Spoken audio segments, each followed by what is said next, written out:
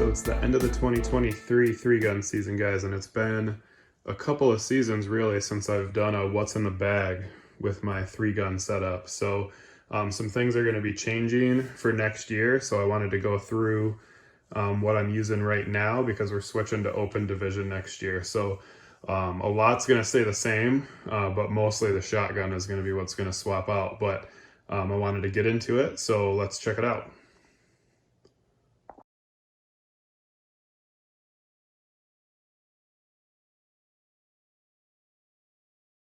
But yeah, this is kind of the rig that I'm going to matches with. This is pretty much everything. I am still running just a customized stroller as my three-gun cart, so there's really no need to see that. It's just a standard stroller with Rhino grip gun mounts on it, so nothing fancy. But yeah, so let's get started. The big one I want to start off with is these aim cam camera glasses, the point of view glasses. These are what I film all the matches with, all my training sessions with, and these are the Pro 3K glasses. And if you use my discount code MISH Outdoors, all one word, on the screen here, you will get the best deal you're going to see on what is probably the best point of view action camera, and specifically action camera glasses that you're going to find. And they're also really nice shooting glasses, so you get your eye protection. And they also offer prescription inserts, so you can actually wear your prescription if you are like me and you are blind and contacts don't work for you. So they do have that option as well. So that's a key piece of kit that I have, and the discount code is here. And let me know if you have any questions about their different models, and I'll try and help you out. So from there, if we're talking about our eye protection, we might as well go right into the ear protection. And I just started running the new Axle earbuds, wireless earbuds, true wireless earbuds. So those go to every match, every shooting session, and I've been really happy with those through a handful of matches. So those are pretty cool. Bags, I'm still running behind the guns here. I'm running a Savior equipment bag, and it's held up really good. Really, I just use it for to and from the match in the car because I'm using the stroller gun cart for the actual match, but I carry the long guns in the car in the Savior equipment bag. I believe that's a 55 inch, and it was the only thing that would fit the really long Stoeger tube on it, so it does fit in there. And it's one of the only bags that I found that will hold those long mag extension tubes. And then in the cart, what I carry around with me over the course of the day is my Vertex Gamut pack. This one's a few years old. I don't know if they make this color anymore, but it's held up great. But any kind of bag will do. And then where would we be if we didn't mention the ammo? Phoenix Ammo, guys. That's what I'm running match to match. Their manufacturing facility is only a couple miles from my house, which makes it nice and easy to just run in and pick up ammo, and then whenever they drop some new ammo and have it in stock. So I'm just using their remanufactureds for the most part. Super high quality. Their quality control is top notch. I don't know if any company, especially their size, that spends as much money and time on quality control. So this is just the 55 grain remanufactured 223. I run the 147 remanufactured 9mm for the most part, and then shotgun ammo. I do kind of switch back and forth, but a lot of Federal for my shotgun shells, and but kind of a mix of birdshot, different brands that will run in the Stoeger M3K, but I didn't bring any out here just because I don't run a specific brand of shotgun shells at the moment. But yeah, Phoenix Ammo, they're absolute fire on Twitter. They're really pushing the culture war, pro-gun culture, and unapologetically pro 2A, super based. That's who you should buy your ammo from, guys, for all your matches and all your practice. And self-defense. Their self-defense ammo is really top notch as well. Okay, next up is going to be the belt system.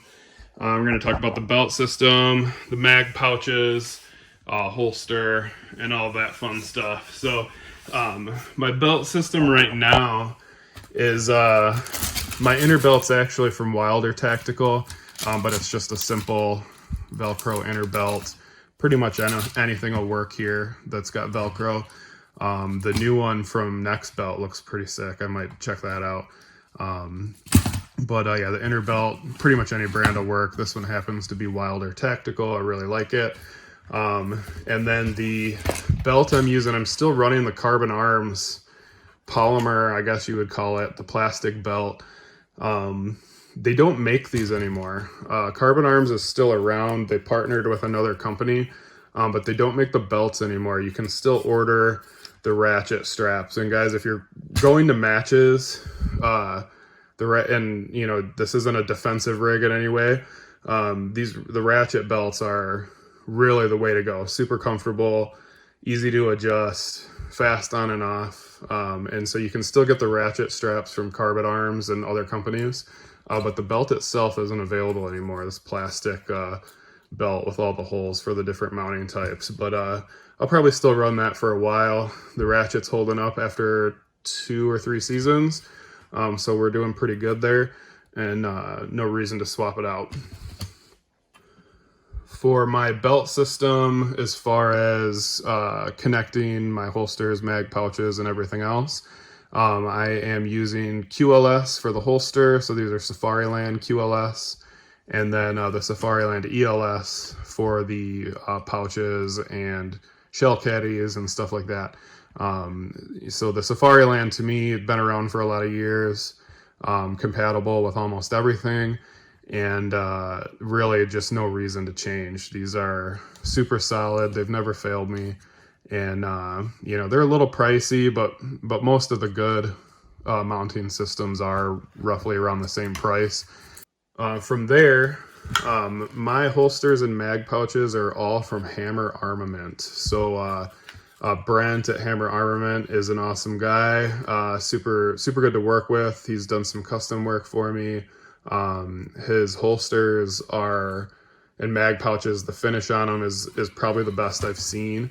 And really good tight fits on everything, adjustable on all the mag pouches, the adjustment system. Some other companies use this tensioning system as well, but you know, he was one of the first people I saw include them, and really works good. So yeah, all my mag pouches are going to be from Hammer Armament. And then that brings me to the holster. And hey guys, these guns have all been cleared already, so you know. All right, so my holster here, this is the Thunder holster from Hammer Armament. This is a custom made piece by Brent at Hammer Armament. He did this without the gun. He does have molds for all of the Atlas Gunworks pistols, but mine is a little different, and had some options on it that weren't available, and Brent really hooked it up with a custom mold that really works well, fits the custom parts, which I'll get into in the tabletop review of the gun. But yeah, this is the holster, the Thunder holster with level 2 retention strap or hood, and really a nice setup. Again, with the QLS mount. This is a Boss hanger, I believe, still. So the Boss hanger works on there and converts it to QLS. And there was some reasons on this custom piece to have to do that and not be able to go direct QLS on the holster itself. But we pulled it off, and it's been super solid. And again, I can't recommend Hammer Armament enough. They're an awesome company, guys. And that for the foreseeable future who I'm going to get my holsters and mag pouches from.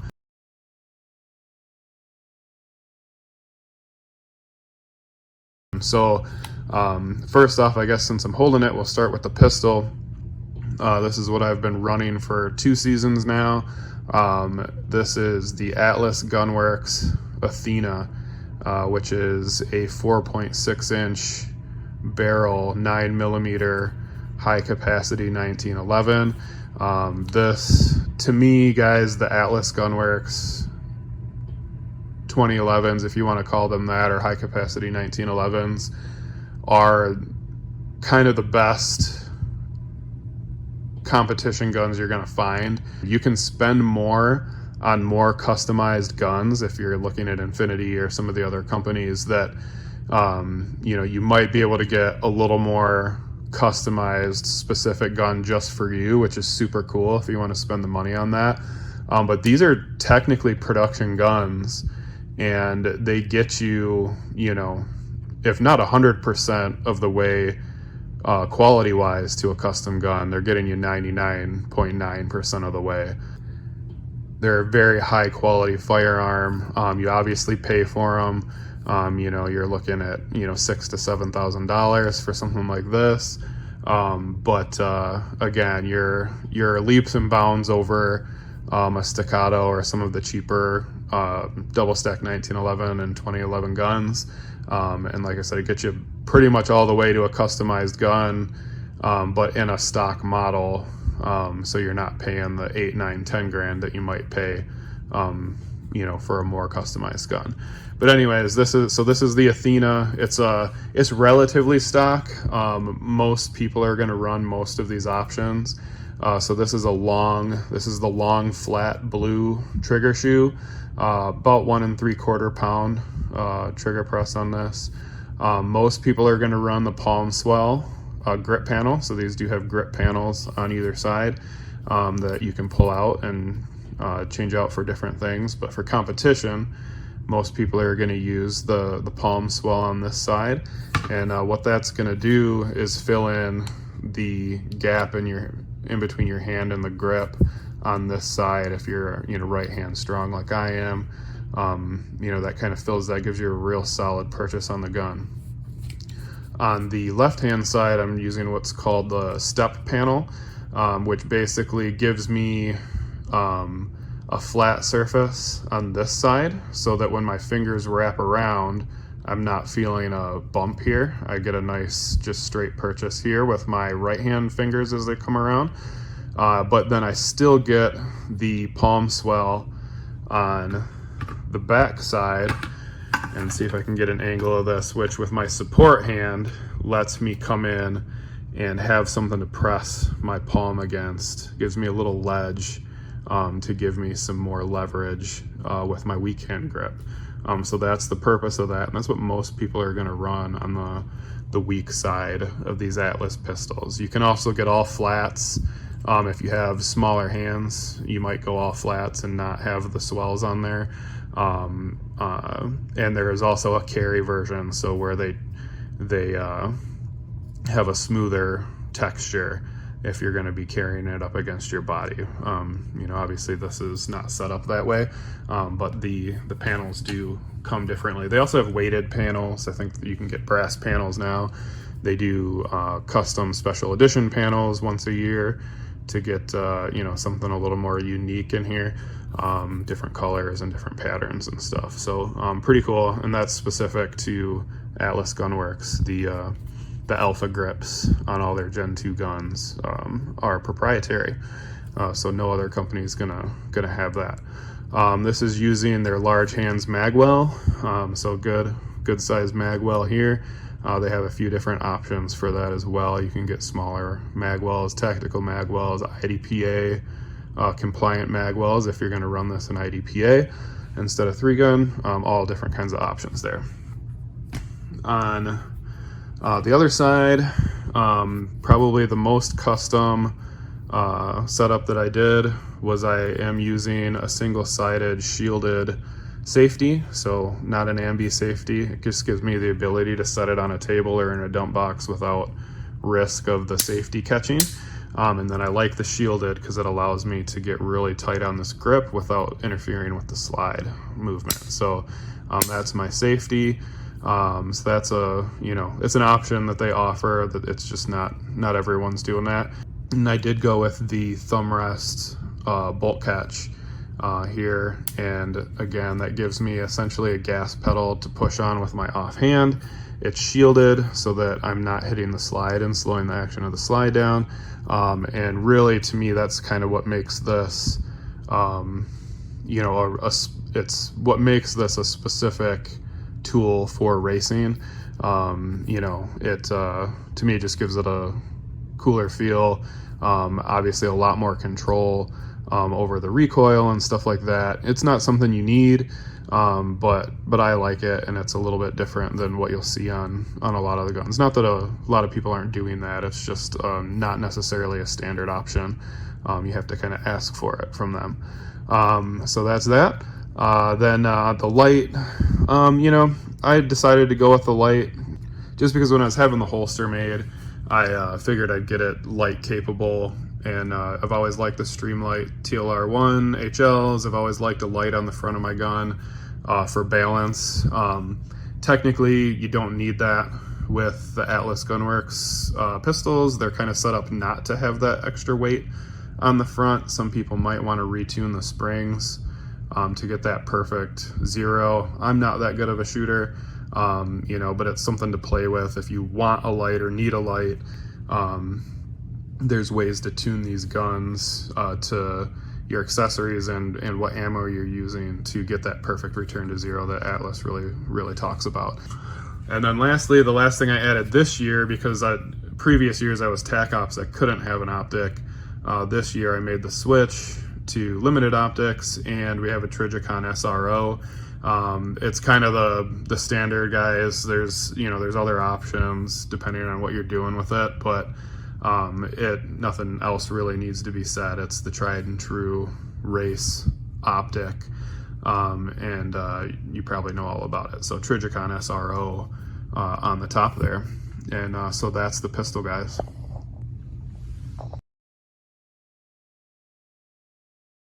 All right, so then we're going to move along here to the rifle next. This is something that has changed a little bit over time.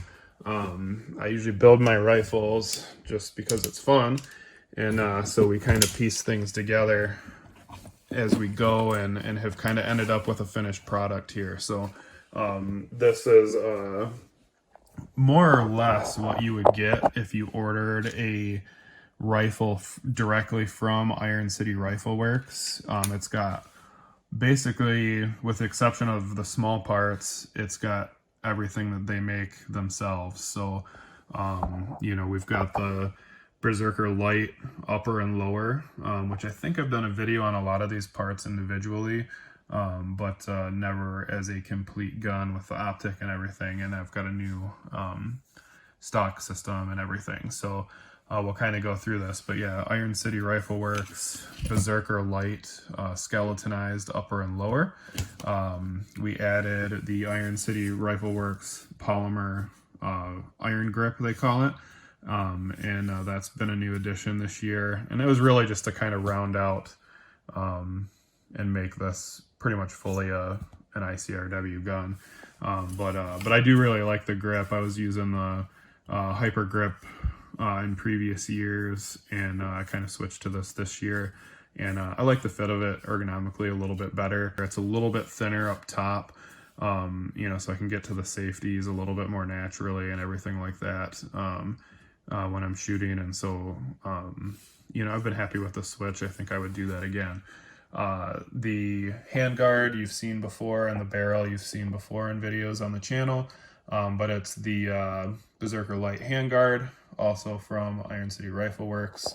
And then their old, they don't make this barrel anymore, the old LRP 223 Wild barrel. Out on the end, we are running the Landtech Dragon ASR compatible muzzle brake.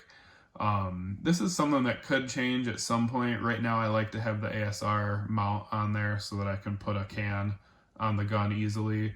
I don't do that very often, so I might swap for something different next season. But right now, that brake I've been real happy with, and so yeah, the Landtech Dragon. Most of the small parts are still from Strike Industries, and most of it is just to get the blue color, guys. It's all about the blue here. So the Strike Industries, after a few seasons, I wasn't 100% certain how the stuff was going to hold up, because they're relatively low priced parts, and kind of, you know, with all the colors and stuff like that, you know, they might be looked at as being kind of gimmicky sometimes, but they've held up well. I have Loctited some of the screws that hold the different parts on, but nothing. I haven't had any problems with anything coming loose or breaking. I still like the latchless charging handle. Is nice. It's got the extension on the other side, but yeah, you can see it's spring. It uses a spring to retain, as opposed to the clip that on most that come over and clip into that little channel there. So it doesn't mar up your receiver as much. And that was the thing that I was kind of worried about, was how this was going to hold up over time, and it's done a good job. But yeah, so all their, you know, their selector switch, pivot pins, and every takedown pins, and mag release and everything on there. So that's all Strike Industries. I'm still running the Elfman 3-gun, Elfman Tactical 3-gun trigger. Again, there's no reason to change. It's been a solid trigger, and you know, no problems there. So yeah, still the Elfman 3-gun trigger there. One thing that was new for this season is this buffer and stock change. Internally, it's still the same. It's still the TACOM low weight, what they call it, the low recoil buffer and spring system. But I did a new stock and buffer tube here. This is the XLR Industries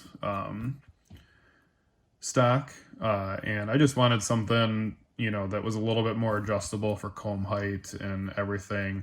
You know, I don't love super high mounts on my guns, and so this allowed me to kind of bring the shoulder piece down a little bit, and but still have room to go up and down with the cheek weld and you know, with the comb height. And I've got it dialed in pretty good. We're pretty close. We're pretty dialed in, especially at 1 power. Everything's really good and consistent. I get into higher powers, and you know, I'm a little bit, I don't know if I just don't have this adjusted quite right yet, or if that's more of an issue with the optic, which we'll get into. But yeah, so far I really like this XLR Industries stock and buffer system. So then the last couple components in here, we are running, forgot to mention, the Black Diamond DLC Iron City Rifle Works competition bolt carrier group. We've been running that for 2 seasons. Again, no reason to change. The Iron City Rifle Works stuff has been fantastic. The look, the feel, the performance, all been very good, super reliable. But yeah, there's that. And then this season, I believe it was this season, we started new with the Swamp Fox 1-10 LPVO. And we are running that on the same Aero Precision low profile or lightweight cantilever mount that I've always used on this gun. We just swapped the scope to this 1-10. There is a lot I really like about this scope, especially for the money. It's also one of the things that I am saving up potentially to switch away from. And the reason for that is the eye relief and the eye box is very tight on this. Very hard to stay in the eye box and get a good clean sight picture, particularly when you get over 2 or 3x. At 1x, it's fantastic. It's clear enough for the money. It's a great scope. It's been rugged enough. I don't really have any problems with the performance on this scope if I'm stationary and am in a comfortable position. But it really starts to get tight if I'm a little bit out of position or reaching around a corner or having to kick up the magnification. So I'm thinking about changing from this. I just haven't decided if I want to spend the money, if it's really necessary for the level that I'm shooting at. But just something to note, that this is a great scope if you're shooting off the bench and you want to be able to go from 1x. You're going to shoot primarily at 1x, but you want to go to the bench and and push it out to 200, 300, 400 yards, whatever you're going to do at 10x. It's a great scope for that. But if you're moving around, you know, you might want to spend a little bit more money to get something that is got a little bit more forgiving of an eye box. But yeah, that's the last piece on the rifle that I think we need to talk about. Just running standard PMags. Everything else is, you know, I think we covered. All right, guys, and last but not least, and probably the last time this gun will be featured as far as what's in my kit for 3-gun, because I am switching divisions, and this is the gun that is going to go away. This is my Stoeger M3K. So I do have long videos reviewing this gun that have covered most of the internal changes, the mag tube, the springs, the, you know, everything else that is kind of done to this gun internally. The only thing that's changed is the handguard. So I did upgrade last season to the Briley Manufacturing M-Lock handguard. This is the longer version. And it was just more, it was less about performance and more just something fun to do with a shotgun. This was before I had in my mind I was going to go to open. Last season I was pretty against going to open. I wanted to stick with the quad loading, and then, you know, things change over time, and I probably wouldn't have done this upgrade had I known I'd be switching to open after to open class after one more season. But it is a cool upgrade. It looks cool. Gives you probably functionally, the only thing it really gives you is you can get a little bit closer out to the end of the barrel with your support hand, and that helps with recoil a little bit. Gives me the hand stop here, so I can kind of use that to pull the gun into my shoulder. Gives me a reference point, so I'm gripping the same all the time. And, you know, so there is a little bit of a performance gain there. The original handguard ends somewhere in here, I think. So I'm getting my hand out another few inches out onto the barrel and gives you a little bit more control. I do think it helps with fast follow-up shots, running a plate rack, things like that. I do think it helps with that. But yeah, that's the big upgrade. Other than that, we're pretty solid. Still running the same fiber sight, and everything else is kind of just a stock M3K, other than a few upgrades that I talked about in the other video. All right, so that's going to be about it for this video. Kind of went through every single thing that I use to go to a match, go to practice, what I'm shooting, fun accessories, useful accessories. I've got you your discount code. You know, that's the best deal you're going to get on those action camera glasses. It's what I shoot all my footage with. So if you see me shooting, that's what I'm recording the video with. They work really well. And, but yeah, so I've talked about a lot of things. I've brushed over some things. If there's anything that you want a little bit more in-depth look at, you know, let me know, and I'll answer questions or whatever I can do. But other than that, that's what I'm running. I've got a couple minor changes that are in the works for next season. One, like I mentioned, might be that LPVO. If I come into some money, that'll probably get upgraded. So, but that's one thing that might change. The little thing that is changing, I think's coming in the mail today actually, is I'm getting a new captured buffer and buffer spring from Unrivaled Technologies. And we'll start to play with that the next time we get out to shoot, and I might do a review on that specifically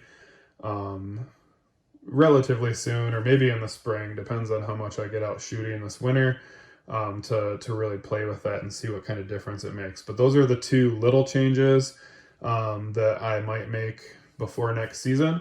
And then probably the next time you see a gear review, you are going to see a Genesis Arms 3-gun box-fed shotgun. That is on order. I've got the lower half built. I'm just waiting on my competition upper. So hopefully, for sure by spring, but hopefully soon. It was due in initially this week, but they pushed a lot of that stuff back to do that full run of competition models. So I might be on that batch. But you'll see that video next season. You'll see me shooting open next season. And we'll do a video on that gun, as well as how this whole package updates if there's anything else fun. So anyways, we will see you on the range.